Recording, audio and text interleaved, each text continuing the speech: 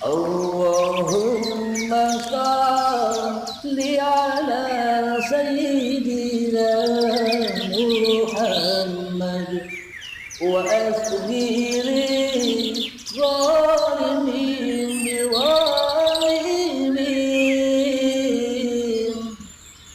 وأخرجنا من بينهم سالمين وعلى آله وصحبه أجمعين.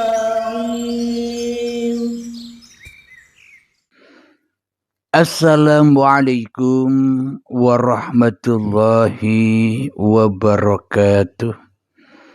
Bismillahirrahmanirrahim.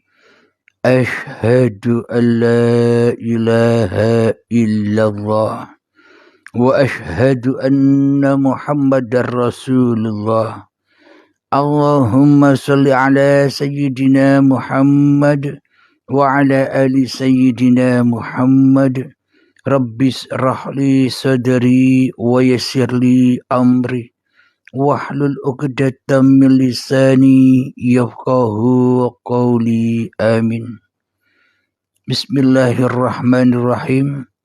Salam hormatku, salam ta'zimku selalu buat para sahabat-sahabatku tercinta, baik yang ada di dalam ataupun yang ada di luar negeri.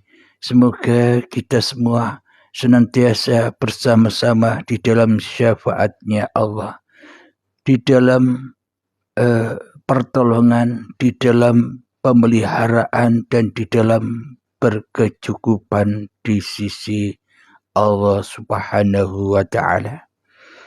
Amin ya rabbal alamin. Marilah kita awali kajian di ba'da subuh yang indah ini dengan kalimah-kalimah thayyibah. Gemahkan di dalam nyawa, gemahkan di dalam jiwa, gemahkan di dalam hati, gemahkan di dalam roh, dan gemahkan di dalam kehidupan ini. Kalimah-kalimah thayyibah. Subhanallah walhamdulillah wa la ilaha illallah wallahu akbar wa la hawla wa la quwwata illa billahil aliyyil azim. Sadaqallahul azim. Wajib beriman kepada makhluk. Semua manusia diwajibkan beriman kepada makhluk, apapun agamanya, baik itu Islam, Nasrani, Yahudi, Kristen, Majusi, Sabi'in, Hindu, Buddha, dan sebagainya. Wajib beriman kepada makhluk, bukan kepada Allah lu ya, bukan kepada Tuhan lu ya, bukan kepada Allah lu ya imannya.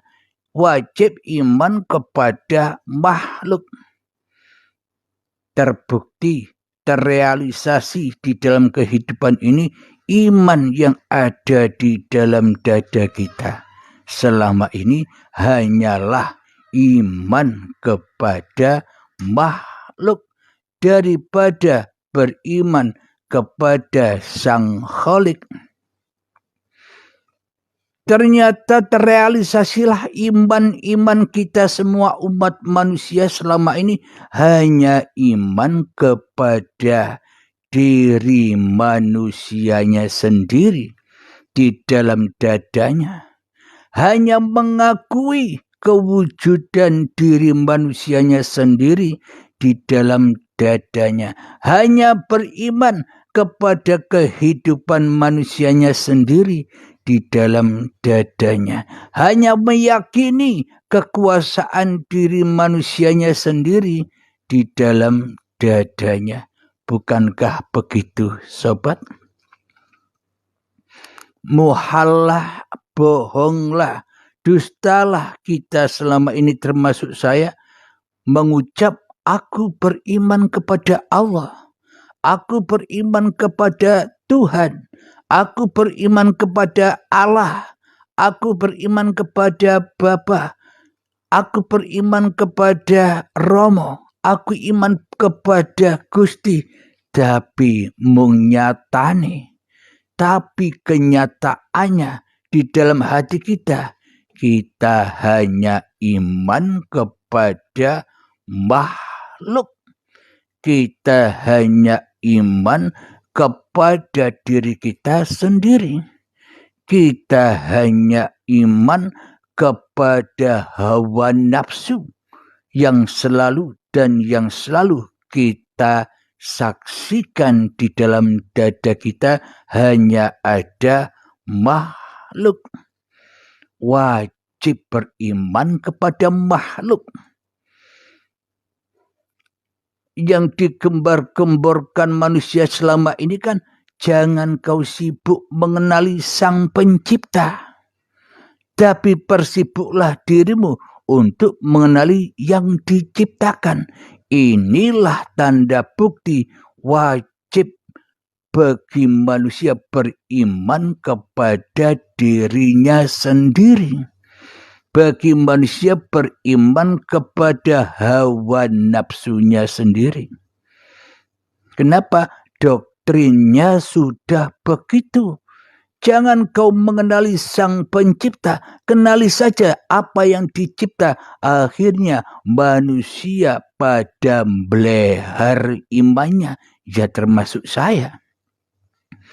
Sehingga yang diimani di dalam hatinya bukan Sang Pencipta Abdul Halimnya, tapi Abdul Halim lebih beriman kepada yang diciptakan, yakni Abdul Halimnya inilah yang diciptakan, yang lebih diimani di dalam dada saya selama ini.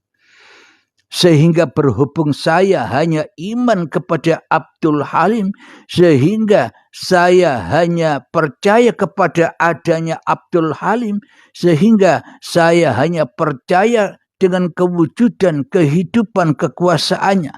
Hanya Abdul Halim saja yang ada di dalam dada kita. Itulah realitanya bahwa manusia wajib mengenal, wajib beriman kepada makhluk. Karena yang dikenali di dalam dada kita hanyalah makhluk. Karena yang jadi raja di rajanya di dalam dada kita hanyalah makhluk.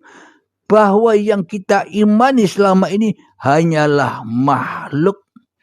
Bohong besar bila kita mengatakan aku beriman kepada Allah.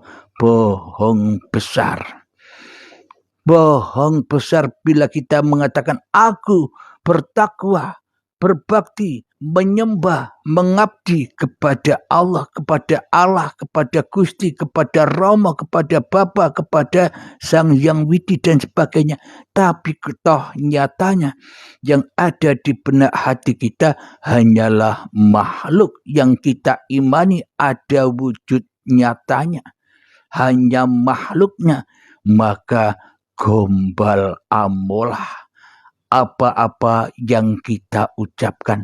Iman kek, takwa kek, jadi orang soleh kek, semuanya dusta dan bohong besar saja. Bila yang diimani di dalam dadanya masih makhluk, masih kewajiban beriman kepada makhluk. Mana mungkin bisa menyerahkan dirinya kepada Tuhannya. Mana mungkin bisa menyelamatkan dirinya kepada Tuhannya. Wong yang dijadikan Tuhan di dalam dada setiap manusia kita selama ini hanyalah makhluk yang tidak mau kalah dengan Kholiknya. Jadi makhluk ini seolah-olah bertingkah seperti Sang Pencipta.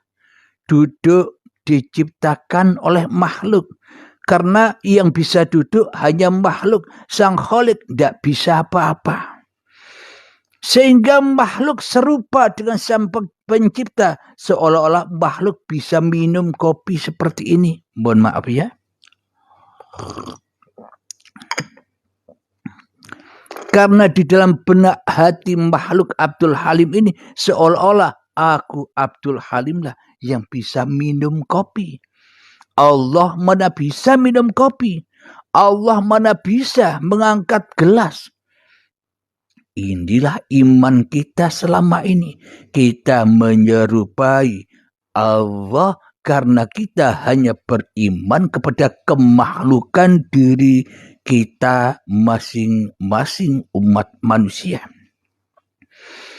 Jadi meskipun kita bahas tentang Allah, bahas tentang Tuhan, bahas tentang iman, bahas tentang takwa, semua itu percuma dan tak berguna bila yang jadi Tuhan di dalam dada kita masih makhluk.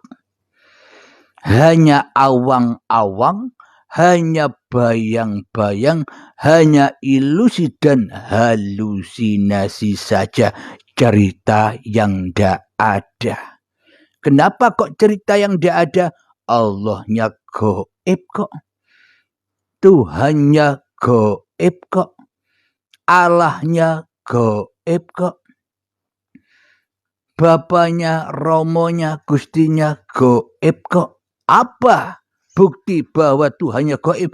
Tak ada Tuhan di dalam dada setiap manusia kita selama ini kecuali manusia itu sendiri yang wujud dan yang mewujudkan dirinya sendiri daripada Tuhan yang telah menciptakan dirinya.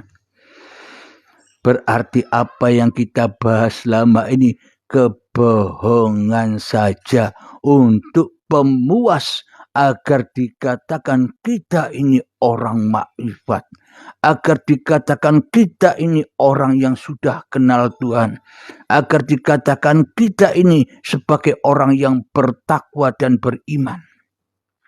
Hanya itu tujuan hawa nafsu itu, untuk berdiskusi-diskusi masalah babakan ketuhanan, untuk berdiskusi-diskusi babakan keimanan, babakan keesaan, semuanya hanya ilusi, imajinasi, awang-awang, bayang-bayang, bila manusianya masih lebih wujud daripada Tuhannya. Semua hanya omong kosong saja.